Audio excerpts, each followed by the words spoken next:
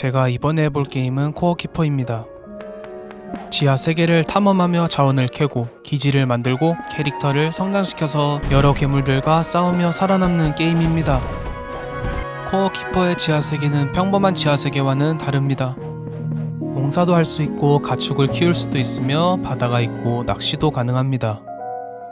이번 시리즈는 회차마다 목표를 정하고 생존과 도전을 이어나갈 겁니다. 그럼 다사다난했던 지하세계에서의 100일간의 여정 지금 시작할게요.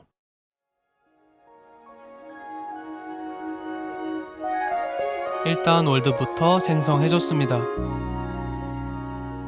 세계 이름은 고민하다가 아무리 생각해도 생각이 안 나서 심오한 고민 끝에 센즈로 결정했어요. 센즈! 아이콘 같은 경우는 둘러보다가 해골 아이콘이 있길래 그걸로 결정해줬습니다. 캐릭터 커스터마이징 시간입니다. 캐릭터는 흰색 검은색 섞어서 대충 생성해줬어요. 의도치 않게 로켓단처럼 돼버렸습니다. 시작 배경은 여러 가지가 있었습니다. 둘러보다가 저는 순찰대원으로 결정했어요. 근데 이거 아무거나 골라도 상관없다고 합니다. 닉네임은 호로 정하고 출발. 뾰롱뾰로로롱.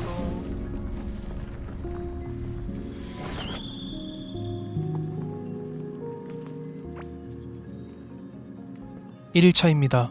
시작하고 나니 주위에 나무가 잔뜩 있어서 나무부터 전부 캐줬습니다. 중간에 맵이 너무 어두워서 횃불도 만들어서 설치해줬어요. 나무를 캔 뒤에는 이제 광물을 캐줄 건데요. 이 게임은 초반에 구리를 캐서 도구를 만든 뒤 다음 테크 아이템을 위한 다음 광물인 주석을 캐고 그걸로 또 다음 테크 아이템을 위한 광물인 철을 캐고 이런 식으로 점점 더 좋은 광물을 캐서 도구와 장비를 갖추어 가야 하는데요. 1일차에는 일단 구리를 잔뜩 캐서 장비를 만들어 볼 예정입니다. 일단 구리를 캐면서 나오는 몬스터들을 다 잡아줬어요. 별거 없었습니다. 자원이 많이 필요하기 때문에 쉬지 않고 계속 구리를 수급해줬습니다. 작업대를 만들어. 광질 중에 캐릭터 머리 위에 문구가 떠서 코어로 돌아가 작업들을 만들어주고 용광로도 같이 제작해줬어요. 용광로에 조금 캔 구리도 넣어줬습니다. 다시 맵을 돌아다니던 중 버섯 몬스터를 만나 호각을 다투며 생존을 위해 싸웠어요. 제가 이겼습니다. 그리고 채굴, 또 채굴, 구리를 계속 수급해줬어요. 운이 정말 좋게도 옆에 구리가 엄청 많이 뭉쳐있는 지역을 발견했어요. 신이 나서 막 열심히 구리를 캐던 도중 곡괭이가 깨져버렸습니다. 깨져버렸다. 그렇게 곡괭이도 새로 만들고 광물도 녹일 겸 코어로 돌아왔어요. 구리도 많이 캤겠다. 나무 곡괭이의 상위 아이템인 구리 곡괭이도 제작해줬습니다. 아까 곡괭이가 부러져서 못 캔 나머지 구리들을 전부 캐러 왔어요. 확실히 곡괭이를 업그레이드하고 나니 이전 곡괭이보다 훨씬 빨라진 느낌이었습니다. 고대 보석이라는 것도 하나 획득했는데 이건 나중에 유용하게 쓰일 예정입니다. 주위 몬스터들을 잡으며 구리광석을 캐는 것을 계속 반복해줬어요. 광물을 캐다가 어둠 속에서 빛이 반짝거리면 도저히 지나칠 수가 없어서 반짝이는 광물들을 모조리 캐줬습니다. 코어 키퍼도 테라리아랑 똑같이 횃불이 인벤토리 안쪽에 있어도 시프트를 누르면 캐릭터가 횃불을 들더라고요. 정말 편리한 시스템인 것 같습니다. 이 게임 하면서 정말 많이 이용한 시스템인 것 같아요. 마지막으로 눈에 보이는 구리들을 캐준 뒤에 저는 코어로 돌아왔습니다. 새로 캐온 구리들을 용광로에 넣어주고 상자에 필요없는 아이템들을 다 넣어줬어요. 다 구워진 구리는 꺼내주고 분해 및 수리 작업대를 만들어줬습니다. 분해 및 수리 작업대에서 이제 필요없는 부러진 나무 곡괭이는 분해해주고 사용 중인 구리 곡괭이는 수리를 해서 내구도를 회복시켜줬어요. 아무 일도 없었습니다. 구리 모루를 만들어 설치하려고 하니 자리가 없어 용광로를 부수고 그 자리에 설치해줬어요. 용광로는 뒤로 보내기로 합니다. 구리 모루에서 구리 투구, 구리 갑옷, 구리 바지를 만들어주니 1일차가 끝났습니다. 2일차의 최우선 목표는 슬라임 보스를 찾아 토벌하는 것입니다. 또 게임 초반부의 자원은 캐도 부족하기 때문에 자원을 계속 수급하면서 슬라임 보스를 찾아 토벌해주기로 했어요. 폭탄우추. 나무도 캐고 몬스터도 잡으며 첫 번째 보스가 있는 곳을 탐색했습니다. 버섯이 왜 이렇게 질겨? 신속 깃털이라는 보조 장비를 얻었는데 이 아이템을 끼면 스페이스바를 눌러 짧게 대시를 할 수 뭐야? 있게 해주는 아이템이었습니다. 좋습니다. 신속 깃털. 구르기, 대시가 따로 없는 이 게임에서 가뭄의 단비 같은 존재였어요. 그렇게 광질도 하고 이리저리 돌아다니며 보스를 계속 찾았습니다. 제가 알기로 글러치는 코어 주변에 스폰되며 방향은 랜덤하게 정해집니다. 근처에 다가가면 쿵 거리는 뭐가 진동과 있는데? 함께 대략적인 위치를 알 수 있게 됩니다. 처음 잡아야 하는 보스라 그런지 제작사가 되도록 있을까요? 찾기 쉽게 뭐지, 저거? 배치해 놓은 보스입니다. 근데 얘는 못 찾고 있네요. 뭔가를 찾은 줄 알았지만 뭐 아무것도 있는 게 없었습니다. 슬라임 근데 어디에 있지? 이 바보 멍청이는 아직도 헤매는 중이네요. 캐릭터가 출출하네요. 일단 가지고 있는 음식도 없고 광물도 구울 겸 코어로 돌아왔습니다.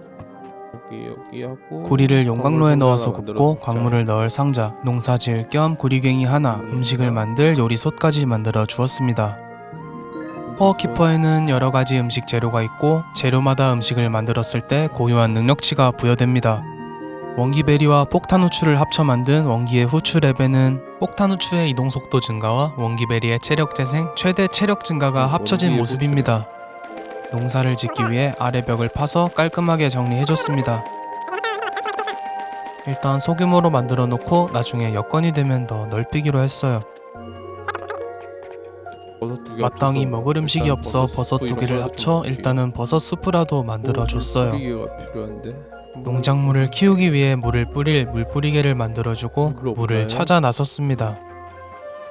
원래 목표였던 슬라임 찾는 건 안 하고 자꾸 딴짓만 하고 있네요. 오늘 안에 글러치를 잡을 수는 있는 걸까요? 소형 광석 및 블록 주머니라는 아이템을 얻었습니다. 이 아이템을 장착해보니 광석 및 블록 아이템을 아래 5칸에 넣고 다닐 수 있었습니다. 인벤토리가 늘어나 정말 편리했어요. 저기 물이 있는 곳을 발견해서 바로 달려갔습니다. 따로 뭘 할 수 있는 장소는 아니고 자연 스폰되는 건축물인 것 같았어요. 주머니와는 다르게 인벤토리 자체를 늘려주는 작은 배낭을 만들었습니다. 그리고 옷장을 만들어 장착한 구리 장비들의 외형을 안 보이게 만들었어요. 외형을 가린 이유는 단지 못생겼기 때문입니다. 드디어 글러치가 있을 만한 곳에 도착했습니다. 근처로 가니 쿵 거렸어요. 드디어 고대하던 순간이 눈앞에 왔습니다. 거 맞죠? 네, 바로 위에 글러치가 있는 것 같았어요. 만나자마자 때려서 전투를 시작했습니다. 첫 보스답게 패턴이라고는 점프해서 저를 찍어내리라는 것밖에 없었어요. 아까 먹었던 신속 깃털로 대시하면서 잡던 도중 피가 낮아지니 화가 났는지 공격 주기가 빨라졌습니다. 갑자기 빨라진 공격에 당황해 죽을 뻔했었지만 가볍게 처리했습니다. 숨을 헐떡이고 있는 것 같지만 기분 탓입니다. 저는 조금의 미동도 없었어요. 글러치를 잡으니 몬스터 몸 안에 갇혀있던 광보옷을 입은 NPC와 보상 상자가 나타났습니다. 오, NPC는 일단 무시해주고 아이템을 봤는데 방울 묵주 목걸이라는 아이템이 나왔습니다. 하지만 아쉽게도 세트 효과를 얻기 위한 아이템이 없어 최대 체력밖에 늘어나지 않더라고요.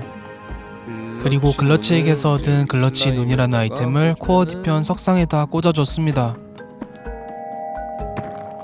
그럼 이제부터 슬라임검과 사용하면 다른 보스의 위치를 알려주는 탐지기 아이템을 구매할 수 있게 됩니다. 글러치 찾을 때처럼 고생할 일은 이제 없겠네요. 3일차입니다. 3일차의 목표는 활동 반경을 넓혀 세계를 좀 탐험해볼까 합니다. 그 전에 어제 본 NPC를 이쪽으로 불러오기 위해 집을 지어주려 주변의 벽을 정리해줬습니다. 근데 간과한 사실이 하나 있었어요. 섬유질이 없잖아. 근데 섬유질. 바로 NPC를 불러오려면 집을 만들고 해당 NPC의 가구와 침대를 주석까지 설치해야 가야 NPC가 되는구나. 이쪽으로 온다는 것이었습니다. 침대를 만들기 위한 재료가 없어 뚱뚱하다. NPC는 나중에 부르기로 합니다. 이 게임에는 특성 시스템이 존재합니다. 게임 안에서 스탯에 맞는 행위를 하면 해당 특성 포인트가 올라가고 그걸로 다양하게 특성 트리를 찍을 수가 있는데요. 나중에 초기화가 가능하기 때문에 초반에는 일단 대충 찍어주고 나중에 필요시 초기화 후 변경할 예정입니다. 이제 탐험을 나가려고 하는데 옆에 갑자기 이상한 사람이 나타났습니다. 가 아니라 저와 함께 지하세계에서 살아남을 친구를 불러봤어요. 지하세계에서 혼자 생존해 가려니 너무 외롭더라고요. 사실 한 명 더 불렀는데 나중에 합류한다고 합니다. 두 명이서 땅을 채굴하니 속도가 엄청 빨랐습니다. 이것이 유대의 힘인 걸까요? 동굴 왜 안 뜨지?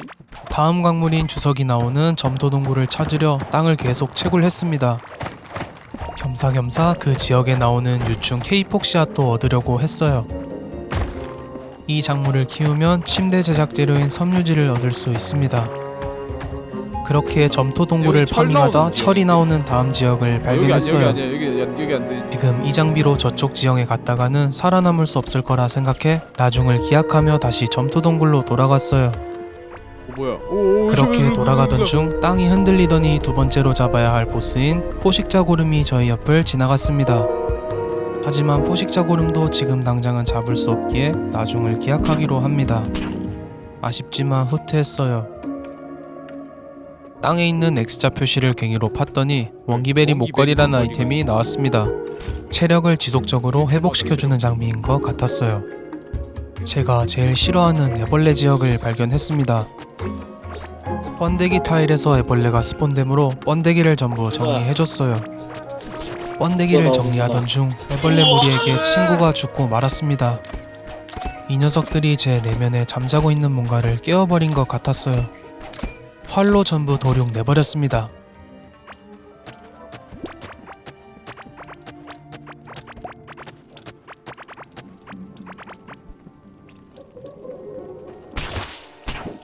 아파라. 몬스터들을 잡으며 주석을 캐던 중 곡괭이가 깨져 일단 코어로 복귀했습니다. 캐온 광물들을 용광로에 넣어 녹여주고 주석 작업대를 만들어줬습니다. 작업대까지 나오네. 주석 작업대에서 주석 곡괭이까지 만들어줬어요. 4일차입니다. 다 자란 농작물들을 수확해주고 섬유질을 얻기 위해 유충 케이폭 씨앗을 심어줬습니다. 농작물을 더 많이 심기 위해 밭도 넓혀졌어요. 돌 바닥에는 지금 가지고 있는 씨앗을 심지 못해서 돌 바닥을 캐고 흙도 심어줬어요. 4일차에도 3일차와 같이 주석을 수급하며 점토지대를 탐험하는 것을 목표로 삼았습니다. 장비가 아직 많이 부실해서 장비부터 빨리 맞추기로 정했어요. 다 심은 농작물에 물을 주고 탐험을 시작했습니다. 또 다시 만난 번데기 타일.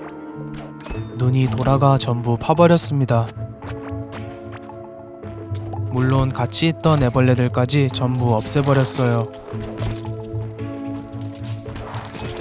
그렇게 애벌레를 퇴치하며 주석을 찾던 중 이상한 지역을 발견했습니다. 바닥 타일부터 징그러워서 들어가기 싫은 지역이었어요. 그래도 들어가서 뭐가 있는지 확인하던 도중 갑자기 벽이 부서지며 커다란 애벌레들이 튀어나왔습니다. 진짜 너무 싫었어요. 커다란 애벌레들은 플레이어보다 횃불을 먼저 공격했습니다. 커다란 애벌레들은 나중에 벽도 부수고 기지까지 쳐들어오는 경우도 있기 때문에 조심해야 합니다. 이 지역의 벽은 아직 채굴 피해가 낮아 곡괭이로 채굴이 불가능해 가지고 있는 폭탄으로 벽을 부숴 안에 상자를 먹으려고 시도해봤습니다. 제발. 아 나이스. 딱히 좋아 보이는 아이템은 나오지 않았습니다. 그나마 목걸이 반지의 세트 효과가 다음 보스인 포식자 고름을 잡을 때 괜찮아 보였어요. 고름이 지나다니는 곳에는 슬라임이 잔뜩 깔려있기 때문에 한결 편해질 것 같았습니다. 이제 밖으로 나가 원래 목표였던 주석을 찾기로 했어요. 주석이 많이 뭉쳐있는 지역을 발견해 주석을 전부 채굴해줬습니다. 그리고 거대 버섯도 발견했어요. 최대 체력을 딱 한 번 25만큼 영구적으로 늘려주는 음식입니다. 거대 버섯 외에도 최대 체력을 늘려주는 음식이 8가지 더 존재하지만 특수한 지형에서 나온다거나 특수 보스에서 나오는 등 9가지를 전부 섭취하는 것은 정말 어렵습니다. 와우.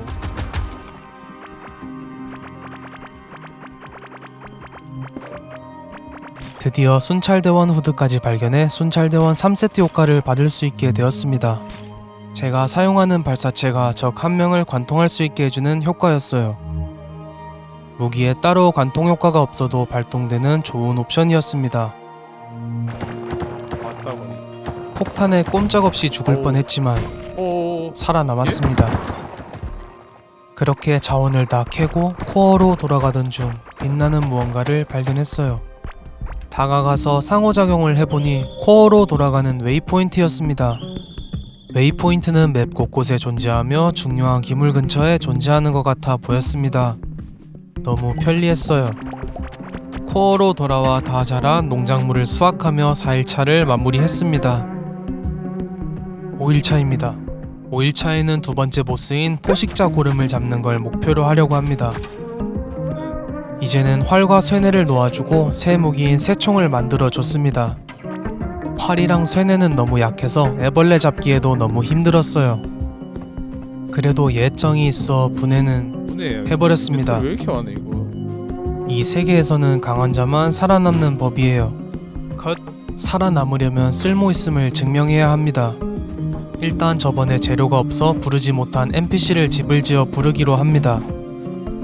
집을 다 만들고 왔다. NPC를 부르는 가구와 침대 설치를 완료하니 NPC가 도착했습니다. 이 NPC는 다양한 물건을 팔았는데 구매해야 할 게 있나 봤더니 주머니 작업대와 증류 작업대라는 게 있었습니다. 탐사하면서 모은 귀중품들을 다 팔아주고 사야겠다, 작업대 이거. 2개를 구매해줬어요. 둘 다 살게. 주머니 작업대는 이전에 먹었던 주머니를 만들 수 있는 작업대였습니다. 오른쪽을 보니 더 큰 주머니도 만들 수 있는 것 같았어요. 슬라임 작업대는 아직 필요 없는 것 같으니 패스. 나가기 전 씨앗에 물을 뿌려주고 모든 준비를 완료했습니다. 웨이포인트를 타고 이동했습니다. 웨이포인트가 캐질까 싶어서 캐려고 해봤는데 채굴 피해가 부족하다고 합니다. 채굴 피해만 충족되면 캘 수 있을 것 같았어요. 포식자 고름이 지나다니는 곳에서 기다리던 중 포식자 고름이 등장했습니다. 일정 데미지를 입히지 못하면 그냥 무시하고 지나가기 때문에 열심히 때려줬어요. 가냐? 일정 데미지를 입히면 플레이어 방향으로 돌진하며 공격합니다. 요리조리 피하며 새총을 쏴서 잡아줬어요. 별거 없었습니다. 앞에서 얻은 애벌레 목걸이와 피했다. 반지의 세트 효과가 많은 도움이 됐습니다. 슬라임 위에서 느려지지 않아서 엄청 쉽게 포식자 고름을 토벌했어요. 나이스. 컷! 컷. 오상 상자에서 눈에 띄는 아이템은 새 NPC를 부르는 가구인 수수께끼의 우상과 인벤토리가 12칸 늘어나고 최대 체력이 30 증가하는 고름의 위장 배낭이었어요. 상자 떼가자 이거. 6일차가 되었습니다. 어제 포식자 고름을 잡고 얻은 요리소 뚜껑을 머리에 써줬습니다. 하나 줄까? 정말 마음에 들었어요. 2개 나왔어. 6일차에는 새 NPC가 올 집을 짓고 자원을 파밍하기로 했어요. 새로 찾아온 NPC는 소환 우상이라는 걸 판매했습니다. 한번 잡았던 보스를 다시 잡을 수 있게 해주는 아이템인 것 같았어요. 어제 잡았던 포식자 고름의 뿔을 코어 왼쪽 석상에다 넣었습니다. 이걸 꽂으면 고름 석상에서는 3가지 물품을 구매할 수 있었어요. 호환 우상을 팔아. 애벌레 가시 곤봉과 유충 바주카포, 그리고 소환 우상이라는 아이템이었습니다. 그중 소환 우상이라는 아이템에 눈이 갔어요. 사용하면 코어로 텔레포트 할 수 있게 해주는 아이템이었습니다. 소모성 아이템이었지만 정말 좋아 보였어요. 7일차입니다. 그때 파밍을 다 하지 못했던 애벌레 지역에 가보기로 합니다. 겸사겸사 철도 파밍하기로 했어요. 사용 중인 장비를 정비해준 후에 출발했습니다. 철을 캐보아 이거. 철이 나오는 새로운 지역에 도착했습니다. 오고다. 새로운 몬스터들이 저희를 반겨줬어요. 몬스터들을 잡으며 철을 캐던 중 애벌레 야. 지역에 또 다른 입구를 애벌레 발견했습니다. 이거 겸. 어차피 파밍하려고 했었는데 이거 완전 개이득입니다. 애벌레를 전부 정리해주며 뭐가 있나 둘러보던 중 못 볼 걸 봐버렸습니다. 모조리 도륙 내버렸습니다. 그리고 번데기 타일까지 하나도 빠짐없이 제거했어요. 대만아. 일단 다 정상화 중이야. 그렇게 점점 안으로 깊숙이 들어갔습니다. 드디어 중심부에 도달했습니다. 중심부에는 기괴한 형상의 보스가 저희를 기다리고 있었어요. 보스다. 나중을 기약하며 보스방이다. 일단은 도망가기로 합니다. 애벌레 지역 안에서 웨이포인트를 찾아 일단 코어로 돌아가기로 했어요. 다 자란 농작물을 수확해주고 하루를 마무리했습니다. 8일차가 됐습니다. 오늘은 어제 만난 군집의 어머니라는 보스를 잡으러 가보려고 합니다. 일단 시도해보고 안 될 것 같으면 철 장비를 맞춰서 다시 도전해보기로 했어요. 군집의 어머니가 있는 곳에 도착했습니다. 군집의 어머니를 때리기 전 바닥 타일부터 전부 정리해줬습니다. 군집의 어머니를 때리다 보면 군집 알이라는 게 나오는데 이 알을 잡지 못하면 여기서 애벌레들이 마구 나왔어요. 어떻게든 보스를 때려가며 체력을 깎았지만 군집 알을 잡지 못해서 애벌레들이 너무 많아져 버렸습니다. 죽었다. 많아진 애벌레들을 죽이기에도 너무 힘들었어요. 그렇게 애벌레 무리에게 밖으로 쫓겨났습니다. 첫 번째 시도는 실패. 바로 한 번 더 도전해봤지만 똑같이 군지발을 잡지 못해 나중을 기약하기로 하고 물러났습니다. 지금 잡는 게 맞네.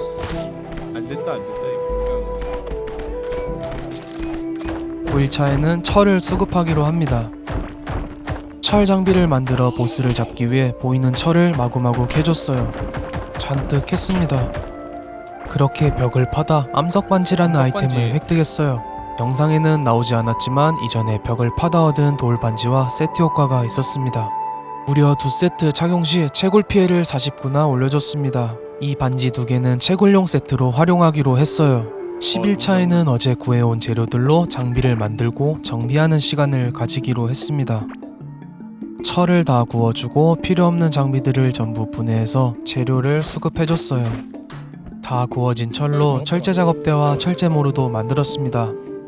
그리고 설치해줬어요. 철제 장비에 마우스 커서를 올리니 엄청 커다란 설명창이 나왔습니다. 그걸 해놔서 기사에게 어울리는 튼튼한 툴이 너무 있네. 커서 화면을 다 가릴 정도였어요. 용광로 가마를 만들어 황금 주개를 구워주고 철제 모루에서 철제활을 만들어 장비를 업그레이드했습니다. 11일차입니다. 오늘은 군집의 어머니와 끝을 맺으러 가보려고 합니다. 철제 무기도 만들었으니 반드시 잡을 수 있을 거라 생각했어요. 모든 준비를 끝마치고 군집의 어머니를 토벌하러 출발했습니다. 이제 세 번째 시도. 이번엔 아까와는 다릅니다. 무기를 바꾸니 확실히 데미지가 많이 세졌습니다. 이번엔 확실히 잡을 수 있을 것 같았어요. 거의 다 잡아가던 중 친구가 죽자 잡몹 어그로가 저에게 모두 끌려 잡몹을 잡다가 죽고 말았습니다. 정말 아쉬웠어요. 네 번째 시도입니다. 이번에는 진짜 아까와는 다를 것이 실패했습니다. 군집의 어머니 토벌은 12일차까지 계속 이어졌습니다. 이번에는 가시 함정을 만들어 보스 주위에 깔고 나오는 애벌레들이 가시 함정에 맞도록 하고 싸워봤어요. 가시 함정의 효과는 생각보다 굉장했습니다. 가시 함정으로 애벌레를 유인하며 빙글빙글 돌면서 보스를 때려줬어요. 5번의 도전 끝에 마침내 결실이 보이기 시작했습니다. 제발. 기나긴 사투 끝에 드디어 군집의 어머니 토벌에 성공했어요. 토벌 보상에서 눈에 띄는 아이템은 군집 뼈 투구라는 아이템이었습니다. 아쉽게도 3개의 세트 장비 중 투구밖에 나오지 않았네요. 그래도 투구의 기본 스탯이 엄청 짱짱했습니다. 높은 등급의 아이템인 것 같았어요. 13일차입니다. 생존하면서 저를 도와줄 가 아니라 같이 생존해 나갈 친구를 한 명 더 소환했습니다. 사람이 많아서 좋았어요.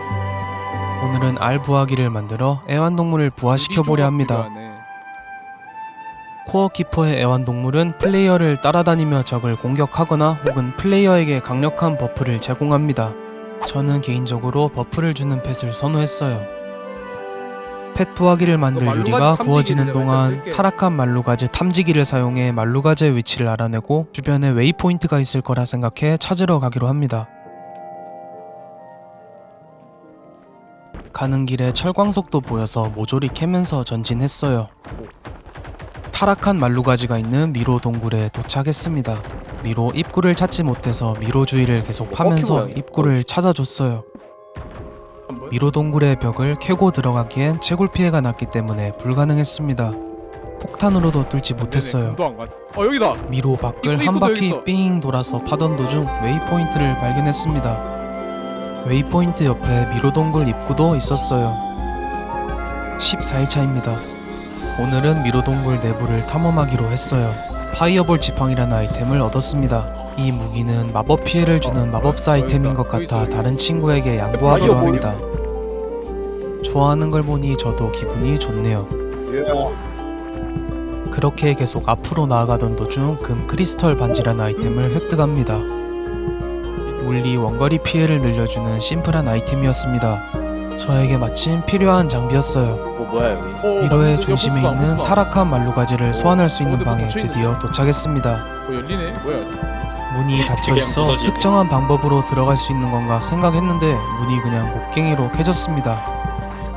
코어로 돌아가 정비를 하고 돌아오려던 찰나 갑자기 제 앞에 폭탄이 떨어졌습니다.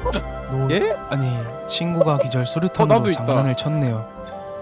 눈에는 눈, 이에는 이 똑같은 방법으로 돌려줬어요. 안 움직여. 안 움직여. 15일차입니다. 색까맣게 테이블톱 입고 이거 안 있던 되나? 부화기를 되는 설치해줬어요. 건가? 되는 건가? 넣어야 그리고 돼. 테이블톱을 되네, 깔아 되네, 잘 나무를 되네. 널빤지로 좋았어. 만들어줬습니다. 야행성알 그 후 야행성알 말루가지를 하나랑 잡기 위한 슬라임 준비를 말도 했어요. 있어. 슬라임 말. 16일차에는 말루가지를 토벌하기로 했어요. 말루가지를 소환하기 위해서는 타락한 주술사의 해골이라는 아이템이 필요합니다. 타락한 주술사의 해골은 크리스털 해골 조각 3개로 결합이 가능한데요. 크리스털 해골 조각은 미로 동굴 내에 있는 몬스터들에게서 얻을 수 있습니다. 타락한 해골을 주술사의 다 해골을 중앙 소환진에 설치해줬습니다. 타락한 말루가지의 패턴은 크게 3가지로 이루어져 있었어요. 플레이어 방향으로 화염구 던지기, 하나가 플레이어 없어. 방향으로 텔레포트, 슛. 불장판 생성하기. 오, 조심. 날아오는 화염구와 불장판만 불장판이 조심하면 크게 어려울 건 텔포도 없었습니다. 아. 그렇게 뭐라, 이 타락한 녀석. 말루가지도 클리어. 인 줄 페이지 알았으나 이 페이지다. 페이지가 시작됐습니다. 페이지에 아니, 뭐야, 왜 돌입하니 갑자기 말루가지가 불주먹을 사용하는 갑자기 패턴이 주먹 추가됐습니다. 이거 물 뿌리게 가져야 되는 불주먹을 거냐? 사용할 때 그런가? 주변 바닥에 불이 붙어 이동하기 너무 힘들었어요. 진짜예요? 불 때문에 제대로 딜을 뭐야, 할 수 물 뿌리게 없자 돼. 야, 물 농담으로 뿌리게. 물뿌리개라도 가져와야 하냐는 말이 나왔는데 물뿌리게. 다른 친구가 주섬주섬 물뿌리개를 꺼내더니 아니, 불을 물뿌리개 끄기 레전드. 시작했습니다. 이게 왜 아니, 근데 너 이걸 왜 가지고 걸까요? 있어 지금? 내가 그렇게 해볼게. 타락한 말루가지도 좋아요. 클리어했습니다. 한 페이지 있나요? 말루가지 클리어 보상 3페이지 중에서는 넘게. 균열 렌즈라는 아이템에 눈이 갔어요. 사용 시 짧은 거리를 텔레포트 할 수 있게 해주는 한동안 장비였습니다. 전멸 제가 줄까? 사용하고 싶었지만 부가 있어? 효과에 마법 피해가 있어서 일로 와봐, 다른 이거, 친구에게 이 양보했어요. 전멸이 있어요. 아니 전멸 좋아하는 걸 보니 뭐야, 저도 이거? 가지고 이거 싶어. 껴 보조 장비에. 아니 스페 보기 눌러봐. 좋았습니다. 오 네. 뭐야 이거? 좋다고 뭐야 이거? 하네요. 뭐야 이거? 17일차입니다. 나 말루가지 일단 심장에다 말루가지 꽂아놓은 석상에 크리스털을 꽂아줬습니다. 말루가지 석상에서는 의식용 당근과 파란 가죽책 그리고 고대 홀로그램 포드를 구매할 수 있었어요. 세 개의 우리를 석상을 깨우자요. 모두 활성화시키고 코어에게 말을 걸자 코어가 활성화되며 빛나기 시작했습니다. 그리고 새로운 목표도 생겼네요.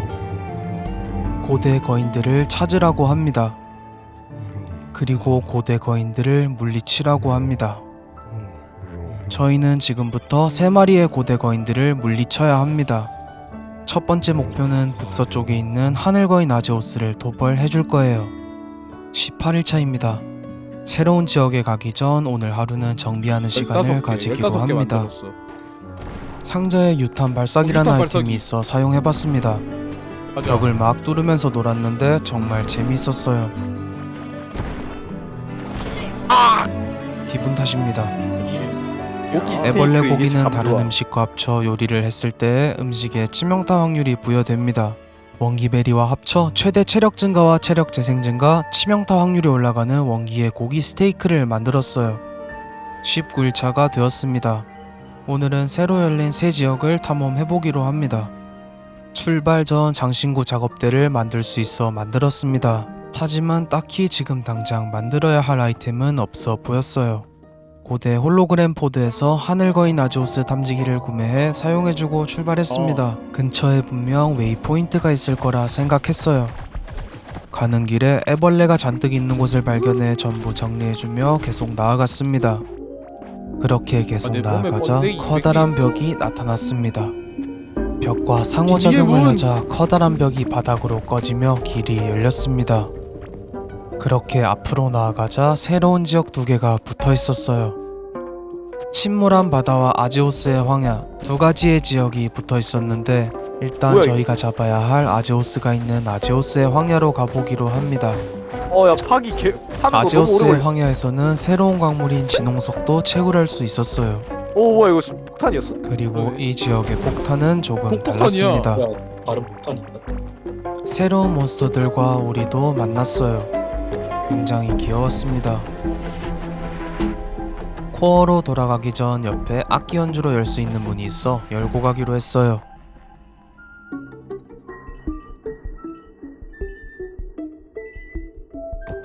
좋다. 문을 열고 들어가니 오, 몬스터가 뭐야. 저희를 포켓, 가져줬습니다. 몬스터 조심. 몬스터를 처리하고 안에 상자를 열어보니 도끼. 높은 아이템 레벨의 아이템들이 들어있었어요. 21차입니다. 어제 출발하기 전 넣어놓은 다 알이 부화됐어. 부화가 하나씩 완료되어 쓰면 있었어요. 저는 일단 아기 오렌지 슬라임을 끼기로 합니다. 이 펫은 적을 직접적으로 공격하는 펫이었어요. 저는 주인에게 버프를 주는 펫을 선호해서 일단 쓰다가 나중에 다른 펫을 껴주기로 합니다. 21차에는 어제 캐온 자원들로 기지 물건들을 업그레이드하기로 했어요. 용광로 가마를 만들어주고 진홍 작업대도 진홍 작업대가 만들어줬습니다. 아쉽게도 진홍 곡괭이는 만들지 못했습니다. 내일은 반드시 만들이라 다짐했어요. 저거 특정 21일차에는 보스 근처에는 아지오스의 무조건 황야 있는데. 지역의 웨이포인트를 찾기로 합니다. 겸사겸사 진홍석도 채굴하기로 했어요. 앞으로 나아가며 보이는 진홍석들을 캐던 중 거대한 뼈를 발견했습니다. 공룡뼈가 있냐? 뭐냐 이거? 호기심에 길을 이어 다가갔더니 상자가 하나 보였어요. 이거 뭐냐? 상자를 열어보니 엄청난 아이템이 등장했습니다. 등뼈 반지. 무려 보스에게 주는 피해가 28%나 늘어나는 반지였어요. 보스에게 횡재했습니다. 주는 28% 개사기. 기분이 정말 좋았어요. 뭔 다른 아이템들은 눈에 들어오지도 않았습니다. 다른 아이템들도 누가- 뒤늦게 확인하던 중 누가 친구가 단단해봤자 커다란 얼마나 단단한지 뼈에게 한번 보자고. 문장을 내밀었습니다. 그거 안 깨지는 사물인데. 아니, 첫 번째 뭐야, 시도는 이거? 실패. 두 번째 네가 시도. 단단해봤자 얼마나 단단한지 한번 보자고. 결과는 보이는 대로 참패하고 아, 말았네요. 깨지네. 드디어 웨이포인트를 발견했습니다. 헐레벌떡 놔라! 뛰어가던 도중 놔라! 앞에 있던 식물에게 속박당하고 말았어요. 코어로 돌아와 진홍 광석들을 용광로에 넣어 녹여주고 중형 광석 및 블록 주머니를 만들었습니다. 소형 주머니일 때보다 적재량이 3칸 더 늘어났어요. 들어야지. 어제 만들이라 다짐했던 진홍 곡괭이도 만들었습니다. 팔곡쟁이는 정말 고생 많았다. 뿌듯했어요. 네. 22일차입니다. 진홍석을 캔 뒤부터는 진홍 드릴을 만들어 광맥에 부착할 수가 있는데요. 지금부터는 광석을 자동으로 채굴해주는 시스템을 구축하기로 합니다. 이 작업은 많은 자원을 필요로 하기 때문에 오랜 시간이 걸릴 거라 예상했어요. 진홍석 많아. 자원을 철, 최대한 오케이. 수급하기 위해 쓰지 않는 장비들을 분해해줬습니다. 그리고 광석 자동화 공장을 만들기 위한 아이템들을 제작해줬어요. 일단 만들 수 있는 드릴이 하나밖에 없어 틀만 잡아주기로 했어요. 23일차에는 웨이포인트에서 광맥까지 철로를 이어 광맥까지 가기 편하게 만들기로 합니다. 엄청 힘든 작업이었지만 꼭 해야만 하는 작업이었어요. 나중을 위해 지금 고생하더라도 벽을 파며 길을 이어줬습니다. 그렇게 길을 파며 철로를 잇던 도중 거대한 매미의 습격이 있었어요. 깜짝 놀라 몇 대 때리니 죽었습니다. 뭐야 이거? 생각보다 별거 아닌 우와. 녀석이었어요. 그렇게 역시 계속 보이니까. 길을 이어나갔습니다. 드디어 딱 철 여기까지 광맥까지 이어졌네. 철로를 어이. 전부 설치했어요. 이제 광산 안돼! 수레를 타고 다닐 수 있게 되었습니다. 24일차에도 작업은 계속 진행됐어요. 드릴을 계속 만들어 철 광맥에 설치해주며 주위에 몬스터들이 오지 못하도록 벽을 쳐줬습니다. 드릴을 하나씩 늘려가니 이제 제법 공장 구실이 나기 시작했어요. 드릴 하나당 철 2개와 진홍 2개가 10개씩이나 들어가서 초반에는 공장 만드는 것에 많이 애먹었습니다. 8개 다 된 거. 25일 차에는 철 광맥에 나머지 부족한 드릴을 전부 채워줬어요. 엄청 됐어. 철 뿌듯했습니다. 8개 꼽아놨어 철에. 코어로 돌아오자 친구가 다른 애완동물도 부화시켜 넣어놨다고 해서 확인했습니다. 주인에게 버프를 부여하는 빛뱀이가 안에 들어있었어요. 애완동물도 레벨이 있고 레벨이 올라갈 때마다 특성 포인트를 얻어 강화해줄 수 있습니다. 하지만 부여되는 9개의 특성이 전부 랜덤이기 때문에 원하는 특성을 가진 펫을 얻기 위해서는 많은 노가다가 필요합니다. 26일차입니다. 구리가 모자라 구리에도 작업을 해주기로 합니다. 웨이포인트와 구리 광맥이 있는 곳을 철로로 이어주고 구리 광맥에 작업을 시작했어요. 구리는 지금 그렇게 많이 필요하지 않기 때문에 드릴을 조금만 설치해줬습니다. 이 정도만 해도 구리는 충분하다고 생각했어요. 부족하면 나중에 추가하기로 했습니다. 27일차가 되었습니다. 철 공장에 가서 야, 철을 철 수급하고 20개. 캐놓은 진홍석이 거의 다 떨어져 진홍석에도 작업을 하기로 합니다. 광맥에 드릴만 설치한 지 어느덧 5일차가 넘어가네요. 하지만 아직도 갈 길이 멀었습니다. 28일차까지 계속 이어졌습니다. 드디어 진홍석 광맥에도 8개의 드릴을 완성했어요. 신났습니다. 29일차에는 업그레이드 작업대를 만들어 필요한 아이템들의 아이템 레벨을 올려주기로 합니다. 저는 쓸만한 세트 옵션의 장비를 먹지 못해서 그냥 순찰대원 세트의 아이템 레벨을 올려줬어요. 아직은 재료가 많이 부족해 일단 5레벨까지만 올려줬습니다. 순찰대원 3세트를 전부 5레벨까지 올려줬어요. 30일차입니다. 오늘은 아제오스를 토벌하기로 합니다. 아제오스를 잡기 위해 필요한 반짝이고 깜빡이는 거대한 물건을 제작해줬어요. 굉장히 커다랬습니다. 알 만들었습니다. 이름값 하는 것 같았어요. 근데 못만한데. 장비를 강화해주며 출발 전 마지막 준비를 해줬습니다. 화살총은 다른 장비들에 비해 강화 가성비가 좋았어요. 아제오스가 있는 지역에 도착했습니다. 반짝이고 깜빡이는 거대한 물건을 바닥에 설치하니 아제오스가 하늘에서 저희가 있는 곳으로 오, 나타났습니다. 바로 하늘 거인 이 아제오스도 사악한 패턴이 악마야. 크게 3가지가 존재했어요. 번개 기둥 날리기. 번개 기둥은 다른 패턴으로 총 3번 시전했습니다. 중간중간 플레이어 방향으로 텔레포트도 시전했어요. 번개 기둥, 텔레포트. 그 다음은 수정을 소환해 체력을 회복합니다. 이거 부셔야 돼. 곡괭이로. 수정을 부수지 회복하기. 않으면 아제오스가 체력을 지속적으로 회복하기 때문에 전멸. 수정 먼저 부숴야 했어요. 전멸. 전멸. 곡괭이를 야, 길을 이용해 잃게. 주변에 생긴 수정을 전부 없애줬습니다. 열심히 때려줬습니다. 그렇게 아제오스를 토벌하는 벌레 것에 같네. 성공했어요. 아제오스 토벌 보상에서 아제오스의 눈이 가는 아이템은 새로운 NPC를 부르는 가구와 신속 깃털의 상위 호환격의 아이템인 아제오스의 돌진 깃털이었습니다. 굉장히 좋았습니다. 아제오스를 처치하니 아제오스의 영혼이라는 패시브 효과가 생겼습니다. 근접 치명타 공격 시 천둥 빗줄기가 생성될 확률이 10% 생기는 효과였어요. 저는 근접 무기를 사용하지 않아 아쉽게도 필요없는 효과였습니다. 31일차에는 새 NPC를 위한 주거 공간을 만들어주기로 합니다. 아제오스를 잡고 나온 가구와 목공 작업대에서 만들 수 있는 가구를 설치해 2명의 새로운 NPC를 불러줄 거예요. 일단 낚시꾼 NPC는 지금 당장 필요한 물품들을 판매하지 않기에 패스. 거의 낚시 관련 물품들을 판매하고 있었습니다. 두 번째 상인인 기념일 상인입니다. 이 상인에게서 무조건 교환해야 하는 아이템이 있었어요. 불빛 튤립 20개와 슬라임 20개로 기념일 케이크와 교환이 가능합니다. 앞에 나온 거대 버섯처럼 최대 체력이 증가하는 아이템이에요. 음식을 먹으면 딱 한 번 27의 최대 체력을 증가시켜줍니다. 열심히 농사지은 보람이 있었네요. 31차에는 이전에 돌아다니면서 얻은 팔색석으로 팔색석 작업대를 만들었습니다. 팔색석 작업대에서는 포털을 제작할 수 있었어요. 사이트 작업대를 다른 곳에 설치된 웨이포인트와 포털로 텔레포트 할 수 있게 해주는 이동수단이었습니다. 만들 수 있잖아. 하지만 들어가는 재료가 어마어마하게 많이 들어가서 지금 당장은 만들 수 없었습니다. 상당히 많은 자원이 필요했어요. 남은 팔색석으로 모루를 만들고 안에 장비들을 구경했습니다. 어째 테크를 올릴수록 설명창이 커지는 것 같았어요. 팔색석 장비 효과. 장비의 효과는 그닥 좋아 보이지 않았습니다. 팔색석 방어구들은 패스하기로 했어요. 33일차입니다. 이게 부품이 오모로스 없네. 탐지기를 구매하기 이게 위한 부품이 재료인 없어. 기계 부품이 없어 크리스털 기계 해골도 부품이 많이 없어. 모였겠다. 기계 부품은 말루가지를 어떻게 잡아 수급하기로 합니다. 일단 오늘은 밀린 집안일과 말루가지를 잡기 위한 준비를 하기로 하고 내일부터 노가다를 하기를 했어요. 보스를 쉬어가는 존나 시간을 가졌습니다. 34일차가 됐습니다.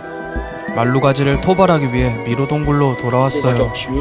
소환 방법은 저번에 잡았던 것처럼 크리스털 해골 조각 3개로 타락한 주술사의 해골을 제작해 중간에 소환진에 설치하기만 하면 보스가 뭐야? 소환됩니다. 확실히 그때보다 많이 강해진 게 기계 체감되는 부품 순간이었어요. 목걸이. 쩔쩔매며 잡았던 말루가지가 순식간에 무로 되돌아가고 있었습니다. 35일차까지 반복해서 말루가지를 잡아줬어요. 36일차입니다. 남은 타락한 주술사의 해골은 나중에 더 강해진 다음 전부 쓸어버리기로 했어요. 창고에 고이 모셔두기로 합니다. 36일차에는 주석광맥에 자동화 작업을 해주기로 했습니다. 이전에 설치해둔 공장들이 슬슬 진가를 발휘하기 시작하는 순간이었어요. 37일차에는 다음 광물인 팔색석 광맥을 찾아 웨이포인트와 길을 이어주고 자동화 작업을 해주기로 합니다. 바다에서는 원거리 공격을 하는 촉수몬스터가 소환되기 때문에 벽을 일일이 다 막아줘야 했어요. 길을 잇고 벽을 치느라 많은 시간이 소요됐습니다. 38일차가 돼서야 팔색석 광맥에 도착했어요. 있는 자원들을 싹싹 긁어모아 드릴을 설치해줬어요. 나머지는 다음에 설치하기로 합니다. 39일차에는 지금 가장 많이 필요한 광물 중 하나인 철을 더 많이 수급하기 위해 철 광맥을 추가로 작업하기로 합니다. 한동안은 계속 이것만 해야 했어요.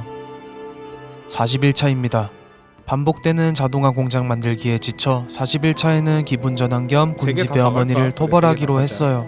군집의 어머니는 애벌레 고기를 수급하기에 아주 좋았습니다. 애벌레 고기로 음식을 만들 시에 치명타 확률을 증가시켜주는 요리가 나오기 때문에 아주 중요한 요리 재료였어요. 얘도 처음 잡을 때와는 다르게 그냥 살살 녹았습니다. 확실히 다르다. 제 캐릭터가 점점 성장하고 있다는 생각이 들어 기분이 정말 좋았어요. 빠르게 3마리 다 처리해줬습니다. 42일차에는 광맥에 철로를 잇다가 우연히 찾게 된 유독성 덩어리 덩굴이라는 보스를 잡으러 가기로 했어요. 이 보스의 원래 이름은 아이비인데 오역으로 인해 덩굴이라고 표기되었다고 합니다. 맞았죠. 원래 이름은 유독성 덩어리 아이비가 맞는 이름이라고 하늘에서 하네요. 떨어지네. 패턴은 전체적으로 첫 번째로 잡았던 보스인 글러치와 동일했습니다. 이쪽으로 원투가 다만 하늘에서 독성 점액을 떨어뜨리는 패턴이 추가된 것 같았어요. 엄청 낮은 체력을 남기고 토벌에 성공했습니다. 하마터면 죽는 줄 알았어요. 근데 잠모반데 뒤졌어 이씨. 아무 일도 없었습니다. 토벌 보상 중에서는 덩굴바지라는 아이템에 눈이 갔습니다. 지금 사용 중인 화살총의 중독 효과와 원예 특성의 도글 바른 무기 특성의 중독 효과를 이용하면 높은 고점을 뽑을 수 있을 것 같은 장비였어요. 반드시 세트 장비를 먹어야겠다고 생각했습니다. 43일차입니다. 팔색석 단계부터는 팔색석 모종삽을 이용해 씨앗을 한 번에 심을 수 있었습니다. 말 안 된다 이거. 이런 게 존재했었다니 정말 편리했어요. 오늘부터는 다시 자동화 공장을 확장하는 작업에 들어가려 합니다. 일단 가장 많이 필요한 진홍석 광맥에다 작업을 해줄 거예요. 44일차까지 이틀에 걸쳐 완공했습니다. 이 공장이 진홍석을 잔뜩 가져다 줄 걸 생각하니 너무 행복했어요. 45, 46일차에는 저번에 설치하다가 만 팔색석 광맥들의 작업을 해줬습니다. 진홍석이야 자동화 공장 만드는데 들어가는 재료가 많다 보니 더 많은 광맥에 작업을 해줬지만 팔색석은 여기 있는 것만 다 캐도 넘쳐날 거라 생각했어요. 오히려 너무 과투자한 거 아닐까라는 생각도 들었습니다. 47일차에는 드디어 살수장치를 설치하기로 합니다. 자원이 많이 모자라서 계속 뒤로 미루고 있었지만 공장을 거의 다 설치한 지금으로서는 몇 개라도 만들 수 있을 것 같았어요. 드디어 물뿌리개로부터의 해방이었습니다. 신이 나서 노래를 부르며 살수장치를 설치했어요. 대단한 따라잡아 예상했던 것보다 좀 아플지도 모르지만 이제는 괭이로 수확하고 모종삽으로 씨앗을 심기만 하면 살수장치에서 물을 알아서 뿌려줍니다. 농사 쪽에도 많은 발전이 일어났네요. 그동안 사용하지 않고 쌓여있던 스킬 포인트들을 찍어줬습니다. 스킬 포인트는 생각보다 엄청 더디게 오르는 것처럼 느껴졌어요. 높은 레벨을 달성하기 위해서는 많은 시간이 필요해 보였습니다. 48일차에는 남은 타락한 주술사의 해골을 모조리 사용해버리기로 했어요. 이제는 진짜 순식간에 말루가지를 없애버릴 수 있었습니다. 49일차, 50일차까지 말루가지를 계속 잡아줬어요. 호어로 왔다 갔다 아이템을 옮기며 계속 잡아줬습니다. 51일차에는 슬라임 바닥을 깔아 몬스터팜을 만들어보려 합니다. 대충 가시 함정을 밑에 깔아두고 컨베이어를 슬라임 위에 설치해서 가시 쪽으로 밀도록 설치해줬어요. 뭔가 엉성하지만 일단 대충은 완성했습니다. 이렇게 해놓으면 슬라임이 스폰되고 아래 가시 함정 쪽으로 밀려서 죽은 다음 아이템을 떨어뜨릴 거라 생각했습니다. 52일차에는 바다거인 오모로스를 잡기 위해 오모로스 전용 미끼인 전문 루어를 만들기로 했어요. 전문 루어의 재료는 이전에 영입했던 낚시꾼 상인에게서 일단 하나 교환이 가능합니다. 상인이 팔지 않는 미끼는 직접 벌레를 잡아서 만들어야 했어요. 보라색 미끼를 교환하자 전문 루어를 제작하기 위한 재료가 전부 모였습니다. 전문 전문 루어를 만들어주고 오모로스를 잡기 위한 준비를 마쳤어요. 53일차입니다. 오모로스를 잡으러 가기 전 나무도 자동으로 캐주는 시스템을 구축해놓기로 합니다. 그리고 쾌속선을 만들기 위한 재료가 모자라 오모로스 잡는 건 조금 뒤로 미루기로 했어요. 빠르게 제작해줬습니다. 대충 틀은 완성했고 드릴만 꽂으면 완성이었어요. 54일차입니다.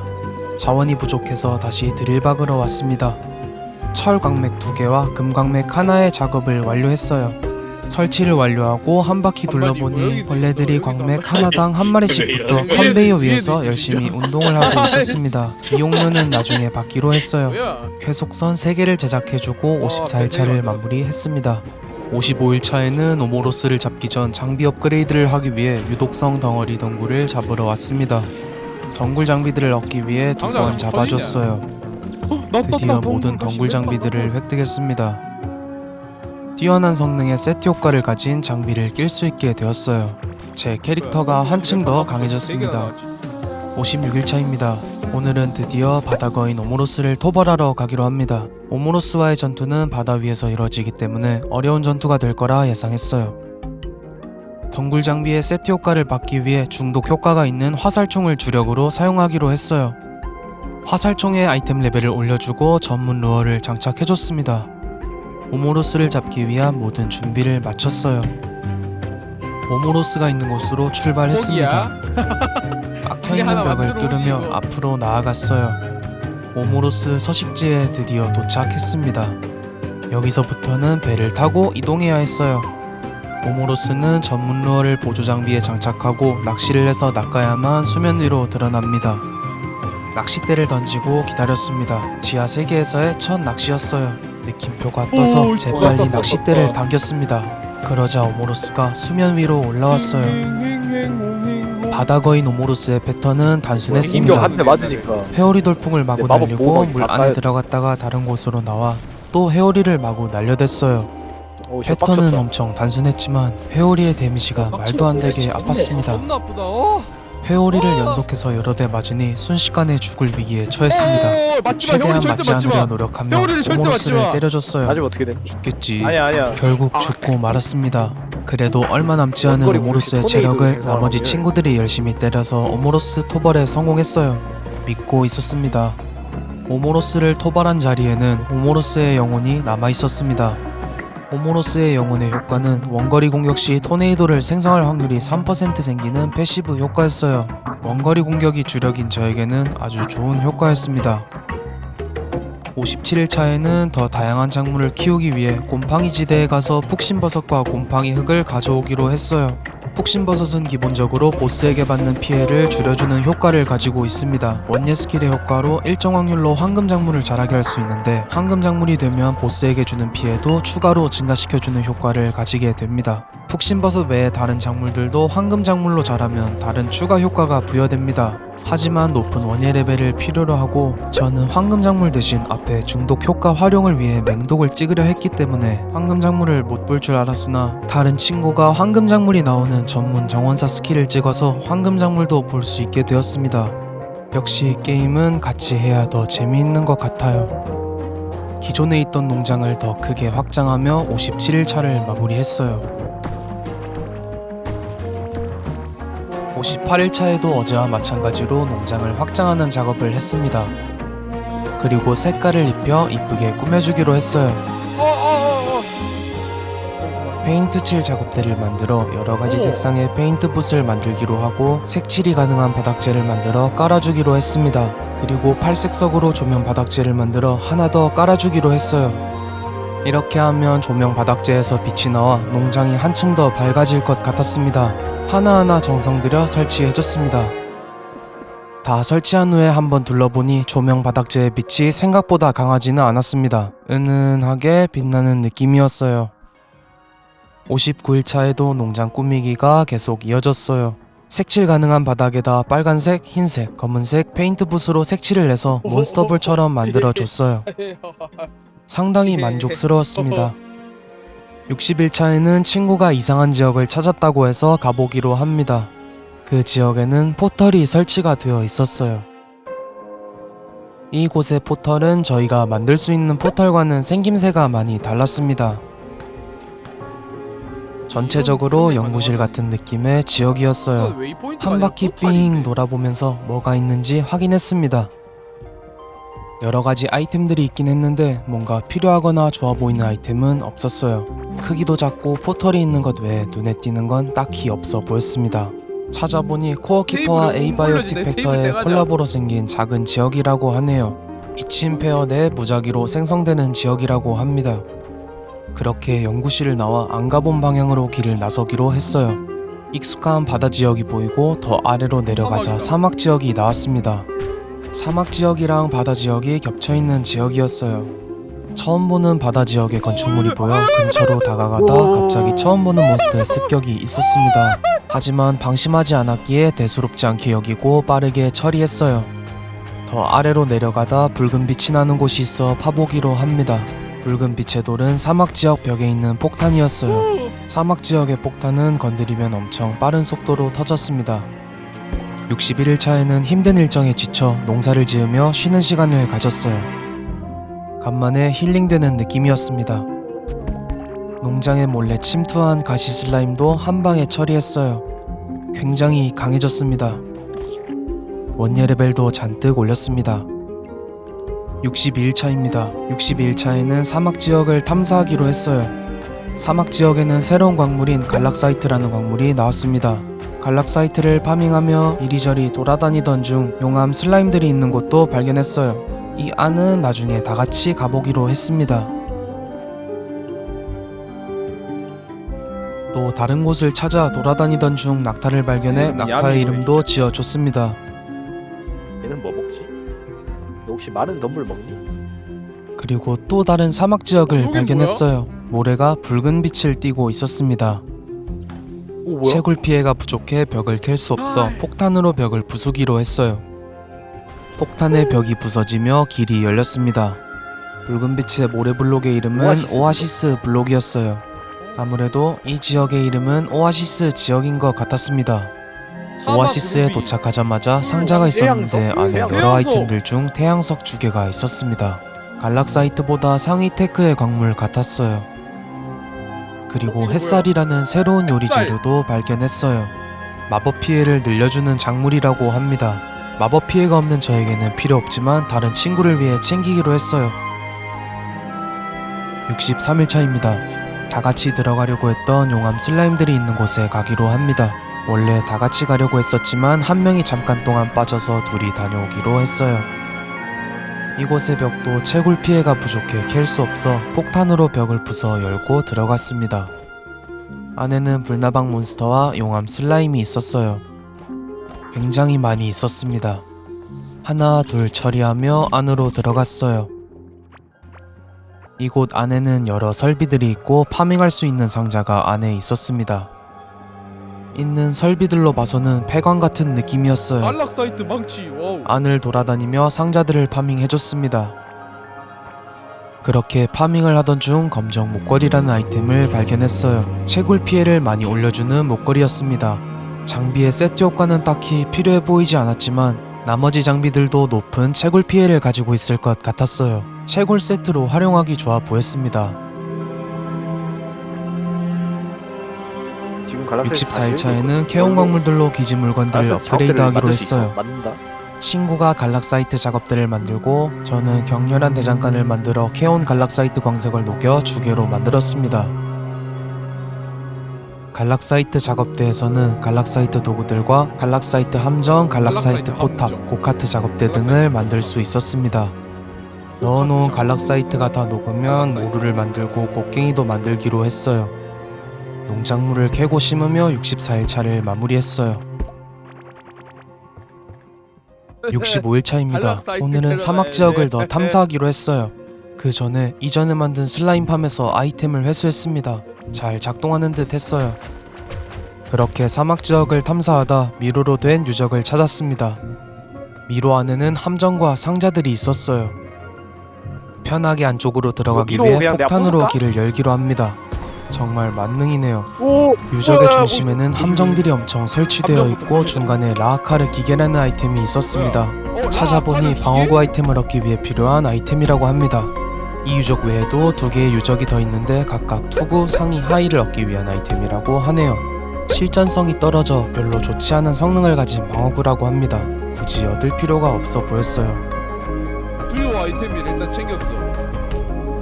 그 뒤에 조금 더 돌아다니다 사막 지역에서 웨이포인트를 찾아 됐고. 코어로 복귀했습니다. 65일차를 마무리했어요. 66일차에는 갈락사이트 광맥에 드릴을 설치해 줄 겁니다. 일단 웨이포인트와 갈락사이트 광맥이 있는 곳을 철로를 이용해서 이어줬어요. 이제 자동화 공장을 만들기 위한 재료가 넘쳐나서 순식간에 완공이 가능했습니다. 하루 만에 빠르게 완공하고 코어로 돌아갔어요. 67일차입니다. 돌아다니다 앞에 미로 유적을 하나 더 발견했어요. 이번에는 오모로스 나침반이라는 아이템을 획득했어요. 마지막 유적이 하나 더 남았지만 별로 찾고 싶지는 않았습니다. 68일차에는 쉬어가는 시간을 가졌어요. 아이템 정리도 하고 이것저것 하다 보니 시간이 금방 지나갔습니다. 농장 주변에 벽도 설치해주며 하루를 마무리했습니다. 69일차에는 축축한 덩어리 모르파 탐지기를 사용하고 위치를 알아낸 뒤 모르파를 토벌하러 가기로 했어요. 저기 있네. 조금 멀긴 멀다. 했지만 정비 후에 빠르게 출발했습니다. 블럭을 어, 설치하며 모르파가 있는 곳으로 나아갔어요. 근데 지금 와서 생각해보니 그냥 쾌속선 타고 가면 되는 거였습니다. 육지에 도착해서는 벽을 부수며 모르파가 있는 곳으로 이동했어요. 모르파의 서식지 근처로 다가가자 다른 슬라임 보스와 동일하게 쿵쿵거리는 소리와 진동이 울리기 시작했습니다. 바로 때려서 전투를 시작했어요. 모르파도 앞에 슬라임 보스들과 패턴이 거의 유사했습니다. 새로 추가된 거품을 내뱉는 패턴이 있었지만 그닥 어렵지 않게 토벌할 수 있었어요. 극딜타임. 엄청나게 강해진 데미지로 빠르게 토벌에 성공했습니다. 모르파를 잡고 나온 아이템 중에서는 모르파의 반지라는 아이템이 눈에 띄었습니다. 이 반지는 치명타 피해를 올려주는 반지였어요. 금 크리스털 반지를 빼고 그 자리에 껴주기로 했습니다. 물리원거리 피해가 증가하는 빵야 파야를 사용해 음식도 만들어줬어요. 70일차입니다. 사막을 돌아다니다 또 새로운 지역을 발견했어요. 수정동굴 같은 느낌의 지역이었습니다. 들어가자마자 처음 보는 몬스터가 저를 공격했어요. 처음 보는 몬스터를 잡자 무려 아이템 레벨 17짜리 장비가 나왔습니다. 개사기. 어쩐지 일반 몬스터 치고는 큰 소리 단단하다고 생각했는데 다음 태클을 위한 지역 같았어요. 사막 지역의 보스 오. 모래거인 라 아카르부터 토벌하고 나중에 다시 돌아오기로 합니다. 아이템 레벨이 17임. 뭐냐 이거? 와 17이요. 예? 라아카르 탐지기의 재료인 딱정벌레 날개덮깃을 모아줬어요. 딱정벌레 날개덮깃은 이 몬스터들을 잡아 일정 확률로 얻거나 사막지역 땅에 박혀있는 딱정벌레 날개덮깃을 곡괭이로 캐서 얻을 수 있습니다. 71일차에는 모래거인 라아카르 탐지기를 사용해 라아카르의 위치를 찾고 토벌하러 가기로 합니다. 야 드디어 세 거인 중 마지막 거인을 토벌할 시간이네요. 동물 추격해주는 바로 위였는데. 라아카르의 소환 아이템인 타격기구를 땅에 설치해줬습니다. 오 타격 그러자 기구. 타격기구가 움직이더니 라아카르가 라아카. 모래 속에서 등장했어요. 라아카르의 패턴은 크게 세 가지가 있었어요. 땅 울리기와 땅 안에 들어가서 한번 쓰인 이리저리 움직이며 공격하기, 그리고 삼각형 형태의 유도탄 발사. 이 세 가지 패턴을 반복해서 사용합니다. 앞에 두 가지 패턴은 별로 위협적이지 않은데 삼각형 형태의 유도탄이 데미지도 세고 유도 성능이 너무 뛰어나서 힘들었습니다. 또 나왔어. 전투 중에 딱정벌레들이 모래 속에서 나와 공격을 하는데 얘네가 엄청 까다로웠어요. 엄청난 혈투 끝에 토벌에 성공했습니다. 라아카르의 토벌 보상 중에서는 라아카르의 목걸이와 딱정벌레 다리 아이템에 눈이 갔습니다. 장비에 가시 피해가 붙어있는 게 특징이었어요. 3세트 효과가 상당히 좋아 보였습니다. 다른 아이템들도 챙겨줬어요. 거대 벌레 두뇌라는 아이템도 있었는데 제작 부품이라고 합니다. 무언가를 제작할 수 있는 아이템인 것 같았어요. 라아카르의 영혼 효과는 근접 또는 원거리 공격 시 유도 발사체를 5% 확률로 날리는 패시브 효과였어요. 뭔가 아까 엄청나게 맞았던 삼각형 형태의 유도탄일 것 같았습니다. 거대벌레 두뇌로는 히드라 재단이라는 아이템을 만들 수 있었어요. 뭐하는 아이템인지는 모르겠지만 일단 만들기로 했습니다. 나 만들자. 뭔지 모르겠지만. 히드라 재단에서는 새로운 거인들의 탐지기와 소환 아이템으로 뭐야? 보이는 이거 관악기를 탐지기네. 만들 수 있었습니다. 방사능 새로운 크리스탈 목표가 필요한데? 정해졌네요. 3마리의 새로운 거인들을 잡아야 합니다. 72일차에는 얻고 싶은 장비가 있어 라아카르를 한 번 더 토벌해주기로 합니다. 딱정벌레 세트 아이템을 얻고 싶어 빠르게 잡아줬어요. 끝! 딱정벌레 투구, 바지, 라아카르의 목걸이를 착용해 3세트를 완성시켜주고 덩굴 가시 멜빵과 목과 덩굴 반지를 착용해 2세트를 완성시켜줬습니다. 굉장히 강력한 세팅이 완성되었어요. 엄청 강력해졌습니다. 73일차입니다. 오늘은 농장을 더 확장시켜주기로 했어요. 농장을 더 넓히기 위해 왼쪽 벽을 깔끔하게 정리해주고 바닥도 깔끔하게 정리해줬어요. 나머지는 친구에게 맡겼습니다. 74일차입니다. 지금부터 저는 전설 원거리 무기인 유령의 불꽃을 얻으러 가려고 합니다. 얻는 방법이 상당히 복잡했어요. 수많은 바다 유적 중 커다란 바다 유적이 3개가 있는데 거기서 활 재료와 열쇠 재료를 모아야 합니다. 그 다음 상인에게서 비어있는 크리스털을 구매한 뒤 열쇠 재료와 합쳐서 관리자 열쇠라는 아이템을 만들고 상형문자 양피지 금고를 또 찾아서 관리자 열쇠로 열고 상형문자 양피지를 얻어야 합니다. 첫 번째 바다 유적에는 아무리 둘러봐도 제가 찾고 있던 건축물이 없었습니다. 여기보다 더 커다란 바다 유적을 찾아야 했어요. 지도를 켜서 확인하지 않는 곳이 있나 한번 보고 다음 장소로 이동했습니다. 그렇게 쾌속선을 타고 바다를 돌아다니며 유적을 찾는 데에 몰두했어요. 유적을 찾다 이상한 곳을 발견해서 들어가 보기로 합니다. 이곳에는 수정지대에 있던 몬스터와 똑같은 몬스터가 있었습니다. 그리고 중간에는 손바닥 모양의 이상한 장치가 있었어요. 들어가 보려 했지만 입구가 아니면 들어갈 수 없게 돼 있었습니다. 피해 면역이야. 오. 입구로 들어가서 상호작용을 해봤더니 갑자기 뭐야, 불이 이거? 들어오며 뭔가 시작되려 했어요. 나중에 다 같이 와서 하기 위해서 일단 물러났습니다. 오 나가 미안해. 위치를 봐두고 나중에 오기로 합니다. 75일차입니다. 오늘은 어제와는 다른 방향으로 가서 바다 유적을 찾기로 했어요. 채굴 피해가 많이 행복해진다, 높아져 이제. 포털을 캘 수 있게 되었습니다. 나 뭔가 엄청 신기한 기분이었어요. 오늘도 쾌속선 위에서 눈에 불을 켜고 바다 유적을 찾아다녔습니다. 그렇게 두 번째 바다 유적을 찾았어요. 하지만 이곳에도 제가 찾는 건축물은 없었습니다. 이곳도 바다 커다란 찾기 바다 힘든- 유적이 아니었어요. 엄청 실망스러웠지만 다시 마음을 다잡고 다른 바다 유적을 찾아 나섰습니다. 이 정도로 포기할 찾았다, 수는 나도. 없었어요. 드디어. 이번에 온 바다 유적은 뭔가 달랐습니다. 네. 제가 찾던 건축물이 있을 것 같았어요. 하지만 아무리 찾아도 맞는 것 안 나와서 절망하던 도중 맵을 자세히 보니 여기가 가지 않은 곳이 한 군데 있었습니다. 제발 저곳이 제가 찾는 곳이기를 기도했어요. 맞는 것 같은데? 잠깐만. 드디어 세 곳 중에 한 곳을 찾았습니다. 부서진 코어 모형에 있는 아이템을 챙기고 근처 상자에서 아이템을 챙겨 2개의 아이템을 획득해줬어요. 76일 차입니다. 이틀에 걸쳐 큰 바다 유적을 한 곳 더 찾았습니다. 이제 마지막 바다 유적 한 곳과 찾았다. 상형문자 양피지 금고만 찾으면 유령의 불꽃을 만들 수 있었어요. 한 곳만 더 찾으면 된다는 생각에 조금만 더 힘내기로 합니다. 78일 차입니다. 마지막 하나 남은 커다란 바다 유적을 찾기 위해 온갖 바다를 들쑤시고 다녔습니다. 그럼에도 아직 찾지 못했어요.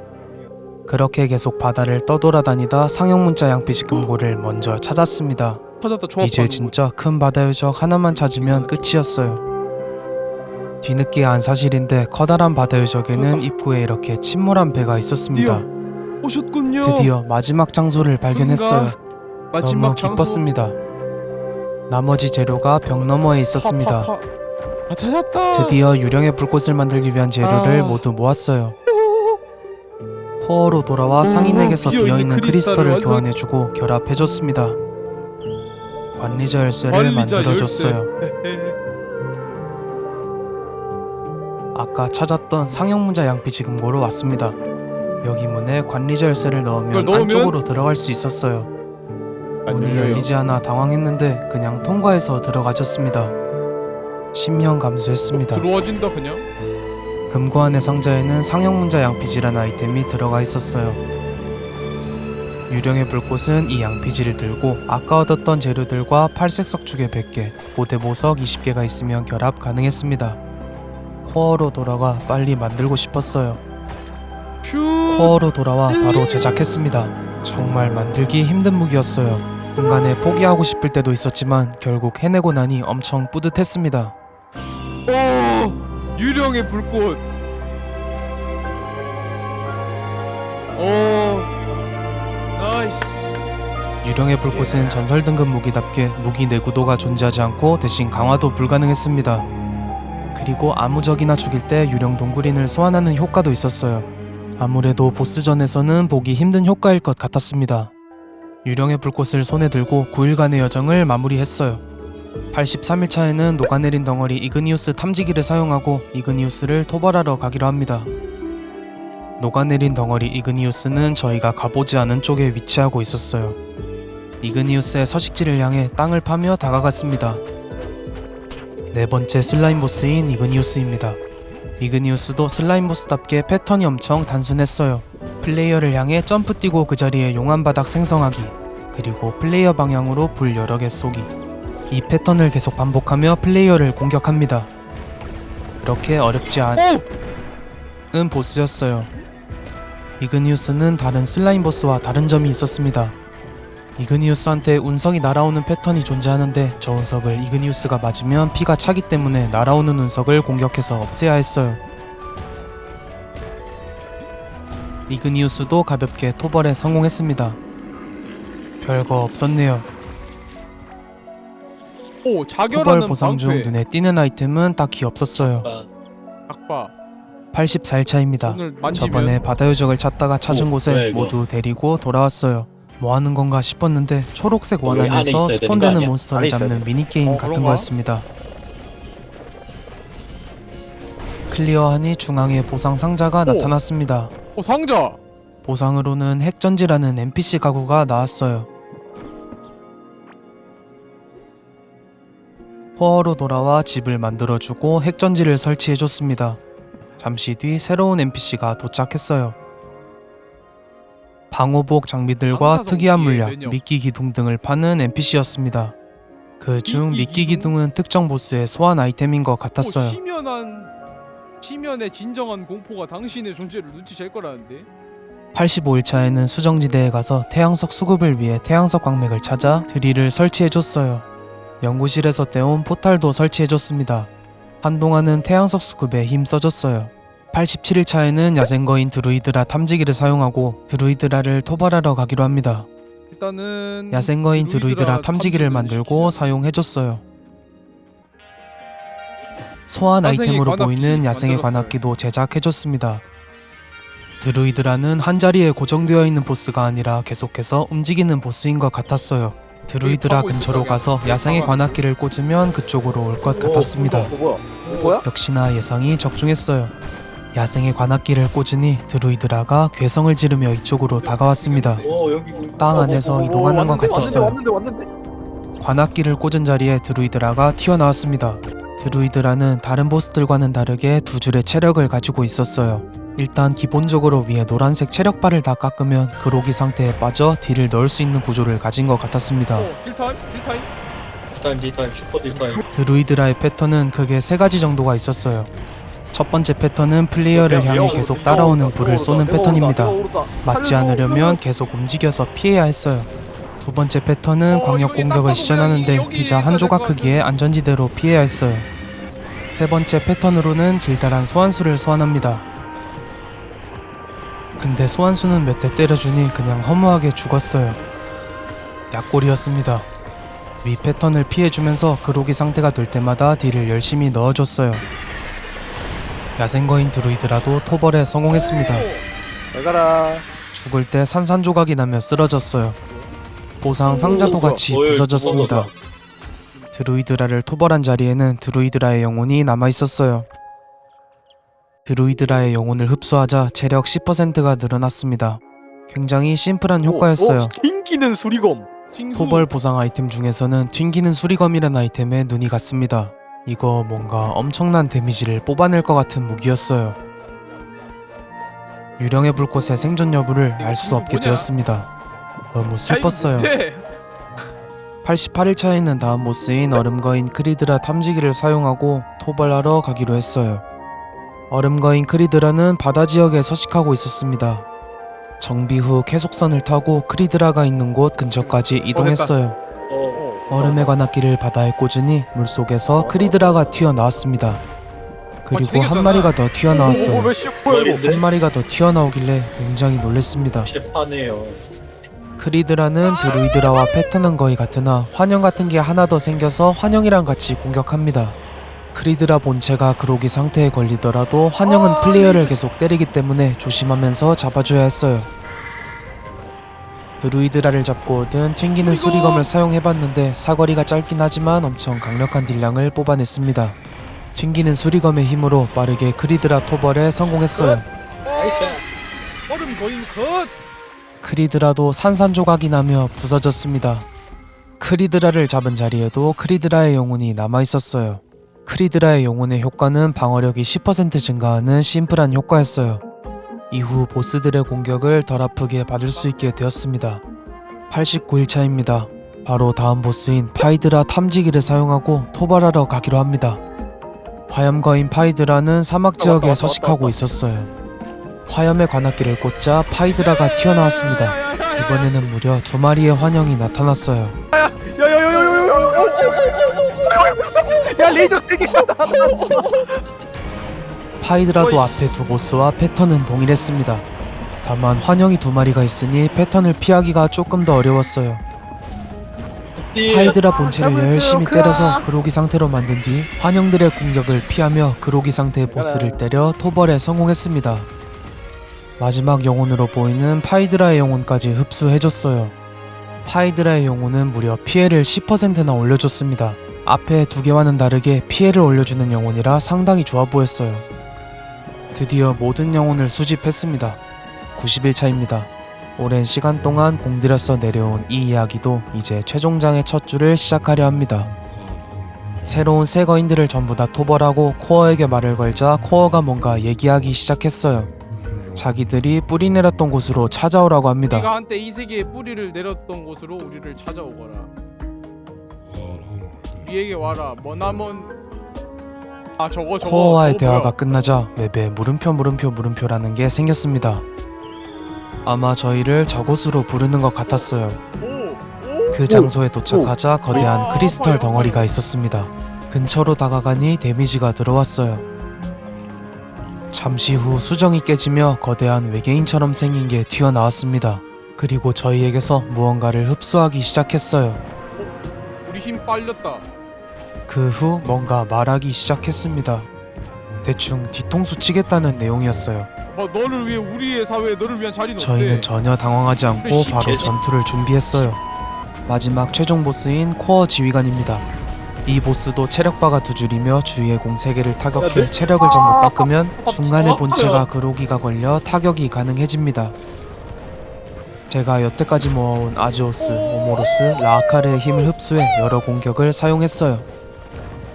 구체 체력을 다 깎으면 구체에서 5방향으로 에너지볼이 날아오는데 이 패턴은 보스가 그로기 상태여도 계속 날아왔습니다.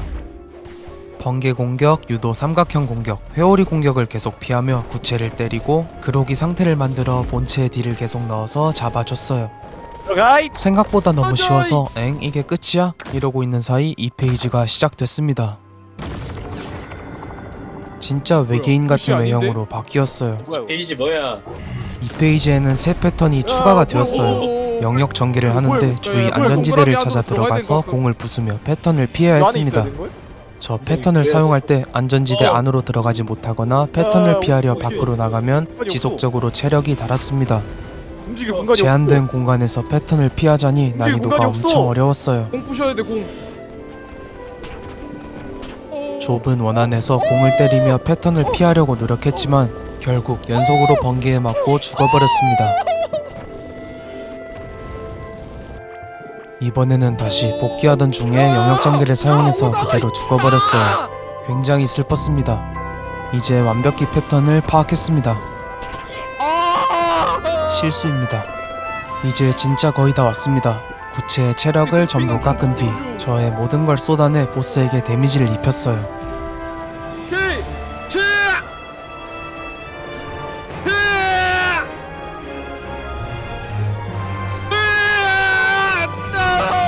하지만 아쉽게도 처치하지 못했습니다. 그래도 포기할 수는 없기에 한 번 더 그로기 상태로 만들고 드디어 코어 지휘관 도벌에 성공했어요. 감격의 순간이었습니다. 수학에 뒤통수 치고 진 주제에 죽기 전 뭐라 얘기를 하는데 별로 관심 없었습니다. 할 말 다 하더니 텅 하고 터져버렸어요. 뭐야 코어 지. 보상으로 나온 코어 지휘관 브리간디는 상당히 좋아 보이는 아이템이었습니다. 코어로 돌아가 코어에게 말을 걸자 엔딩 뭐야? 장면이 나왔습니다. 대충 자기는 다른 존재에게 조종당했다 그런 느낌으로 말했어요. 그리고 저를 원래 세계로 돌려준다고 합니다. 하지만 잠깐 아직 지하 세계에서의 100일이 전부 채워지지 않았기에 가보지 않은 곳도 가보고 남은 보스도 한번 잡아보기로 했어요. 100일까지 할 수 있는 건 다 해보고 그 뒤에 돌아가기로 합니다. 93일차입니다. 이번에는 초거대 벌레를 잡으러 가기로 했어요. 소환 아이템인 미끼 기둥 구매 후 초거대 벌레 탐지기를 사용하고 위치 확인 후 토벌하러 출발했습니다. 이 보스도 제자리에 있지 않고 계속 움직이는 게 눈에 보였어요. 자꾸 이리저리 움직여서 근처로 다가가는데 좀 오래 걸렸습니다. 가던 도중 친구에게 폭격을 맞고 죽기도 했어요.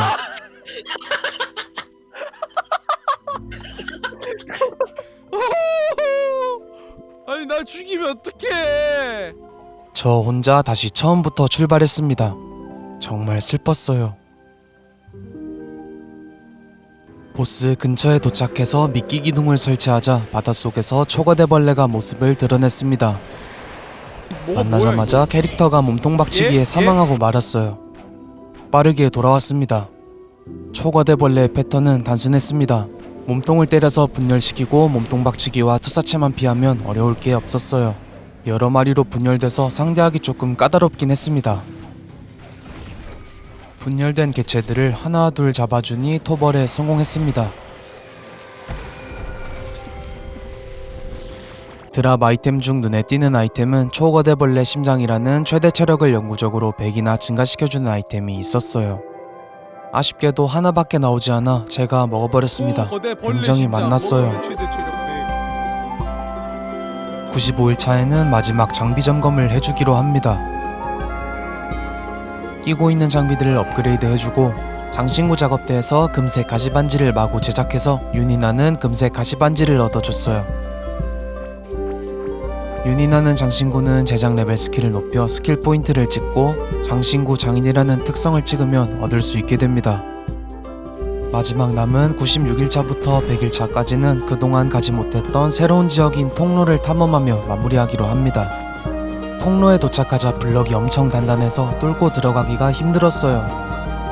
안에 들어가자 새로운 광물인 펜더리움과 새로운 몬스터들이 나타났습니다.